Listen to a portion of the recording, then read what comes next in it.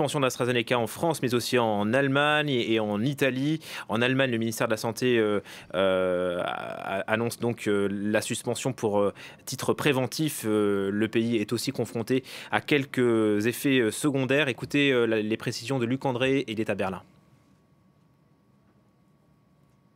L'Institut Paul Ehrlich, l'autorité publique chargée de valider les vaccins administrés en Allemagne, qui a pris cette décision aujourd'hui en raison des complications constatées dans plusieurs pays européens, mais aussi en Allemagne. Il fait mention de thrombose cérébrale.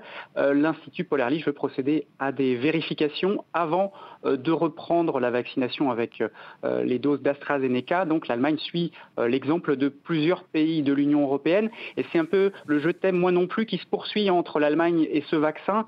La République fédérale ne l'avait autorisé d'abord que pour les moins de 65 ans avant de se raviser. Et à cause de cette communication un peu difficile, le vaccin est victime d'une certaine crise de défiance. Des milliers de doses restent dans les frigidaires et cette suspension ne devrait pas arranger les choses.